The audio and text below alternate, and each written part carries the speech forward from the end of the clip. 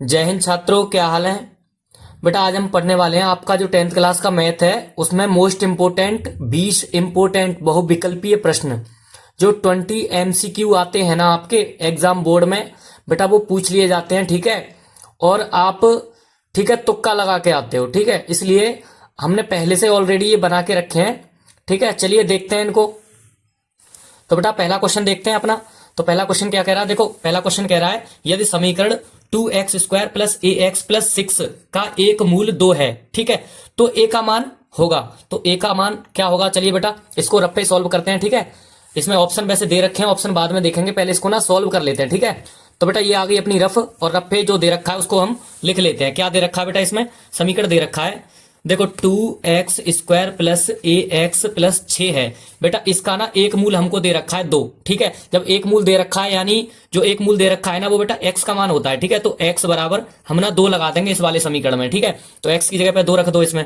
ठीक है, तो 2 गुणा x की जगह पे 2 रखना है, 2 की पावर 2 हो गई, प्लस a की जगह पे a और x की जगह पे क्या हो गया बेटा 2। ठीक है, प्लस 6 बराबर 0। ठीक है, 2 का इधर 2 ही रहने दो। ठीक है, 2 का वर्ग 4 हो गया बेटा, प्लस देखो इधर गुणा कर दो बेटा, इसका क्या हो गया 2a प्लस 6 बराबर 0। आगे करेंगे बेटा, गुणा कर दो 4 का। ठीक है, 2 में कितना हो गया 8 प्लस, ठीक है यहाँ पे 2a प्लस 6 बराबर 0। 8 और 6 कितना हो गया बेटा 14। ठीक है, इसको ऐसे ही लिख दो, प्लस 2a बराबर 0। ठीक है, तो आगे क्या होगा बेटा, ये होगा अपना पक्षांतर कर दो, 14 को उधर भेज दो, 2a बराबर 14 का पक्षांतर किया तो कितना आ गया बेटा माइनस के 14। ठीक है, जब माइनस का 14 आया ये, तो इधर 2 गुणा में है, किस में चला जाएगा भाग में, माइनस के 14/2। तो कितना आ गया बेटा माइनस का 7। देखना ऑप्शन में है कहीं माइनस का 7, देखो ये रहा। ठीक है, तो ये अपना करेक्ट ऑप्शन है। ठीक है, तो बेटा अगला क्वेश्चन है अपना क्वेश्चन नंबर 2। इसमें ये कह रहा है बहुपद 3x² प्लस 5x माइनस 2 के शून्यकों का योगफल है। ठीक है, तो शून्यकों का योगफल हम जानते हैं, तो शून्यकों का योगफल क्या होता है बेटा, देखो चलते हैं रप्पे। तो बेटा शून्यकों का योगफल होता था अपना, देखो शून्यकों का योगफल, ठीक है, शून्यकों का योगफल होता था अल्फा प्लस बीटा बराबर कितना होता था बेटा माइनस का b/a। ठीक है, ये जब बेटा शून्यकों का योगफल हमें पता है तो यहाँ पे ना जो बहुपद दे रखा है उसको यहाँ नीचे उतार के इसको हम हल करते हैं। ठीक है, तो सब ये बहुपद क्या दे रखा है बेटा, हमें बहुपद दे रखा है 3x² प्लस 5x माइनस का 2। ठीक है, तो इसका ना बेटा तुलना कर लेंगे हम एक समीकरण से जिससे a b c के मान निकल आएंगे। ठीक है, तो a b c के मान कैसे निकालते हैं बेटा, ax² plus bx plus c, ठीक है, बराबर 0।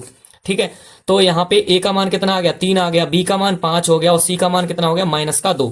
ठीक है, तो यहां से ना जो शून्यकों का योगफल होता था इसमें लगा दो, यानी अल्फा प्लस बीटा बराबर कितना हो गया माइनस का b/a। तो b का मान कितना बेटा 5, तो माइनस का 5/a का मान कितना बेटा 3। ठीक है, देखना माइनस का 5/3 है कहीं, देखो ये रहा माइनस का 5/3, ये अपना करेक्ट ऑप्शन है। ठीक है, चलते हैं बेटा क्वेश्चन नंबर 3 पर। अपना अगला क्वेश्चन है, ये कह रहा है कि इसमें दे रखा है समीकरण 2x² प्लस 5x प्लस 4 बराबर 0, ठीक है, के मूल होंगे। तो इसमें बेटा ऑप्शन दे रखे हैं, तो ऑप्शन से पहले बेटा इसको ना सॉल्व करके देख लेते हैं, उसके बाद ऑप्शन देखेंगे। ठीक है, तो चलते हैं अपने रफ कॉपी पे, ये आ गई बेटा अपनी रफ कॉपी। ठीक है, तो बेटा रफ कॉपी पे ना जो समीकरण दे रखा है उसे उतार लेंगे, यहाँ पे उतार लिया है, देखो 2x² प्लस 5x प्लस 4, ठीक है, बराबर में क्या है 0। तो ax² plus bx plus c बराबर 0 से तुलना कर लो बेटा। ठीक है, और तुलना करने के बाद देखो a b c के मान निकाल लो, a बराबर 2 आ गया, b बराबर कितना आ गया बेटा 5 और c बराबर कितना आ गया बेटा 4। ठीक है, ये सब मान आ गए हमारे पास a b c के। तो मान निकालने के बाद बेटा जब मूलों के लिए पता है क्या करते थे बेटा, मूलों की प्रकृति के लिए हम क्या करते थे, मूलों की देखो प्रकृति के लिए, ठीक है, के लिए हम लगाते थे बेटा d बराबर b² माइनस 4ac। ठीक है, इतना याद है ना ये। ठीक है, तो यहां इसमें ना बेटा d बराबर b का मान लगाओ, कितना है b का मान है बेटा 5, यहाँ पे 5 लगा दो, माइनस 4 गुणा a का मान कितना है बेटा 2। ठीक है, 2 गुणा c का मान कितना है 4। ठीक है, अब देखो यहाँ पे d बराबर 5 का वर्ग 25 होता है, माइनस 4 चौके 16 दूनी 32। ठीक है, तो यहाँ पे बेटा ये 32 हो गया, तो d बराबर कितना बचा बेटा 32 में से ये बेटा 25 गया तो कितना बचा माइनस का 7 बचा। ठीक है, तो माइनस का 7 आ रहा है, जब d का मान अपना माइनस का आता है, ठीक है, यानी ऋणात्मक होता है d का मान। ठीक है, मूलों की प्रकृति यहाँ पे ऋणात्मक है, तो मूल कैसे होते हैं बेटा काल्पनिक होते हैं। ठीक है, काल्पनिक।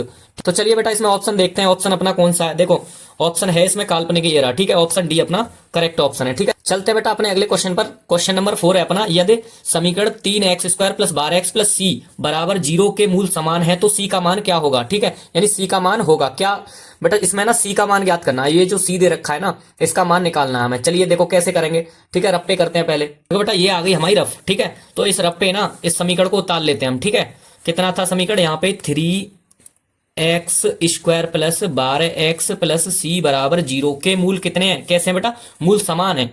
और मूल अभी हमने थोड़ी देर पहले बताया था मूल समान होते हैं तब क्या करते हैं, तब बेटा d बराबर हम 0 रखते हैं। ठीक है, यानी d का मान 0 आता है। ठीक है, तब मूल हमारे कैसे होते हैं, एक समान यानी एक जैसे मूल आते हैं। ठीक है, तो इसमें से ना बेटा पहले a b c के मान निकाल लो। ax² + bx + c बराबर 0 से तुलना करने पर तो a बराबर कितना आ गया 3, b बराबर 12 और c बराबर बेटा c रहेगा। ठीक है, c का तो हमें मान निकालना ही है इसमें।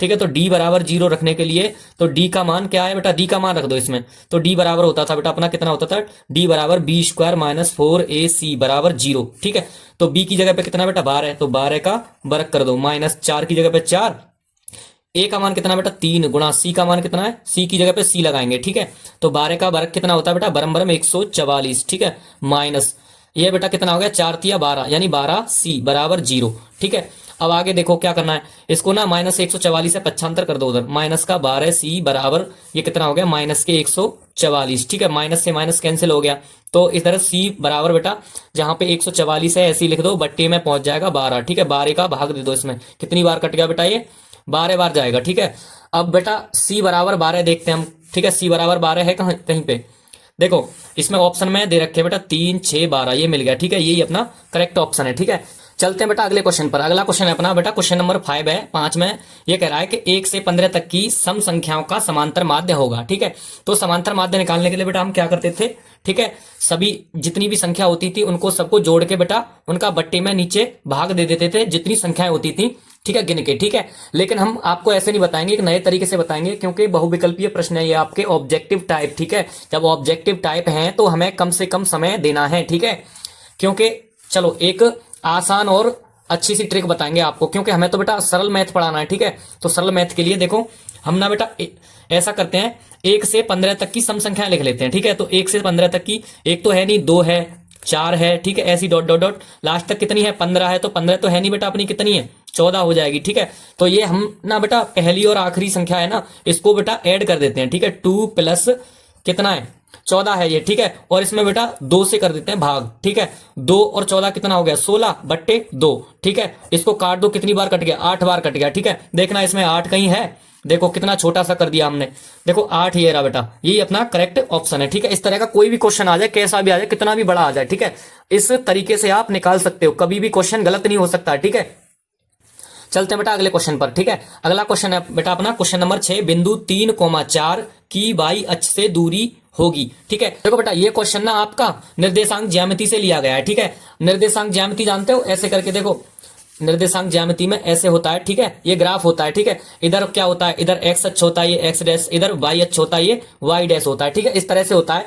तो इसमें बेटा एक काम करना, जब आपसे ना बिंदु दे रखे हो ऐसे करके, ये बिंदु दे रखे हैं 3,4 दे रखे हैं। ठीक है, यहाँ पे अगर हमें ना वाई अक्ष से दूरी पूछे, ठीक है, तो हमें ना बेटा एक्स का मान बता देना है। ठीक है, अगर बाई अक्ष से दूरी पूछे तो हमें एक्स का मान बता देना, ये एक्स का मान होता है, ये बाई का मान होता है। ठीक है, अगर बाई अक्ष से पूछे तो एक्स का बता देना, और अगर एक्स अक्ष से पूछे तो वाई का मान बता देना है। ठीक है, तो देखो यहाँ पे क्या पूछ रहा है, ये वाई अक्ष से दूरी पूछ रहा है, तो हमको बेटा एक्स का मान बता देना है। कितना यहाँ पे 3 है ना, तो आंसर क्या आएगा बेटा इसमें, ये 3 इकाई। ठीक है, सरल और शॉर्ट, वेरी। ठीक है, इससे सरल नहीं मिलेगा। चलिए चलते हैं अगले क्वेश्चन पर। ठीक है, क्वेश्चन नंबर 7 है, इसमें कह रहा है बिंदुओं 5,0 और -12,0 के बीच की दूरी है। ठीक है, तो बीच की दूरी पूछ रहा है, तो बीच की दूरी का हमने आपका इंतजाम पहले से ही कर रखा है। ठीक है, देखो ये रही बीच की दूरी हमारी। ठीक है, जब बीच की दूरी पूछ रहा है ना, तो बेटा चलिए इसको सॉल्व कर लेते हैं। ठीक है, और सॉल्व करने के लिए बेटा ये आ गए हम अपनी रफ पे। ठीक है, देखो तो यहाँ पे ना देखो ये बेटा बिंदु दे रखे हैं, इनको लिख लो,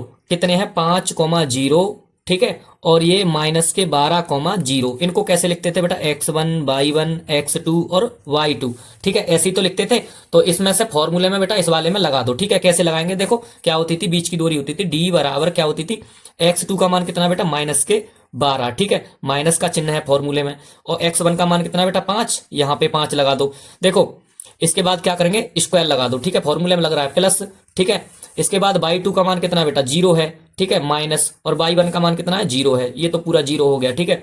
तो d बराबर, देखो बेटा d बराबर कैसे निकालेंगे, देखो d बराबर माइनस के 12 और माइनस के 5 कितना होता है, माइनस के 17 हो गया, ये माइनस के 17 का वर्ग प्लस ये पूरा 0/0 हो गया सब कुछ, ठीक है। d बराबर देखो 17 का वर्ग कितना होता है, अगर 17 को बाहर निकालेंगे ना हम तो बेटा कितना हो जाएगा ये, ठीक है।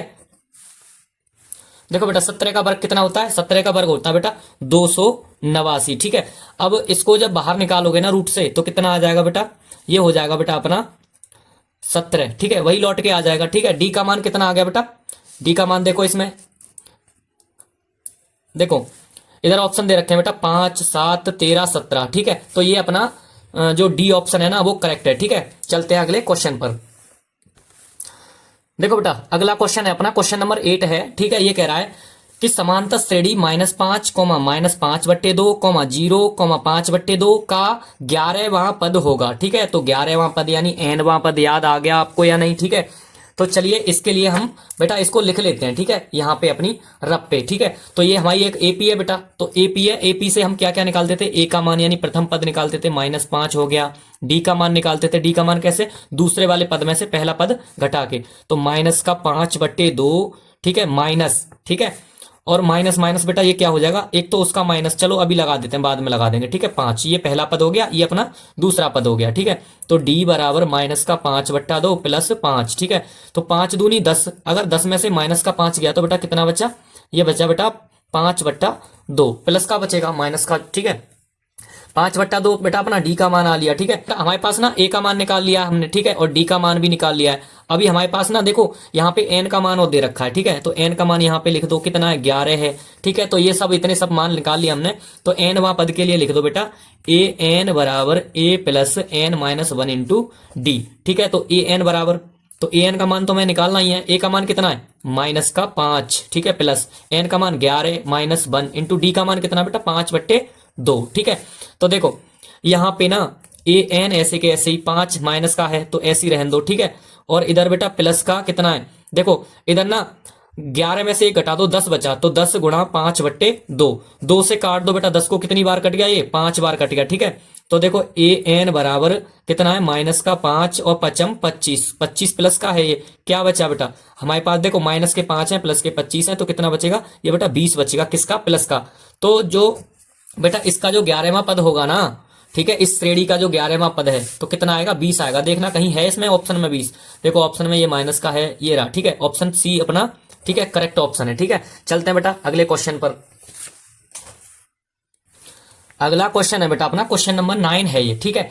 तो इसमें क्या कह रहा है क्वेश्चन नंबर 9 में, ये कह रहा है बेटा 1 से 9 तक की प्राकृतिक संख्याओं का समांतर माध्य होगा, ठीक है। सेम वही क्वेश्चन आ गया जो इससे पहले हमने ऊपर किया था, फर्क सिर्फ इतना है उसमें सम संख्याओं का पूछ रहा था और इसमें सभी प्राकृतिक संख्याओं का पूछ रहा है। तो प्राकृतिक संख्या कौन सी होती है बेटा हमारी, प्राकृतिक संख्या होती है बेटा हमारी, देखो प्राकृतिक संख्या होती है अपनी, देखो जैसे कि 1, 2, 3 डॉट डॉट डॉट कहां तक 9 तक पूछ रहा है, ये सभी प्राकृतिक संख्या ही तो है अपनी। तो देखो हमने पहले क्या बताया था, तुम्हें शॉर्ट ट्रिक कौन सी बताई थी, देखो शॉर्ट ट्रिक बताई थी हमने कि जो पहली संख्या है ना उसे लिख लो, ठीक है, और जो आखिरी संख्या है उसे लिख लो, ठीक है, और दोनों को लिख के ऐड कर दो, ठीक है, ऐड कर दिया और बट्टे में 2 कर दो, ठीक है। इसके बाद 1 और 9 कितना होता है बेटा 10/2, ठीक है। तो कितना आ गया 2 पंजे 10, हो गया अपना क्वेश्चन, ठीक है। तो आंसर कितना आया 5, देखना 5 कहीं है, 9 5 ये करेक्ट ऑप्शन है, ठीक है, ये अपना।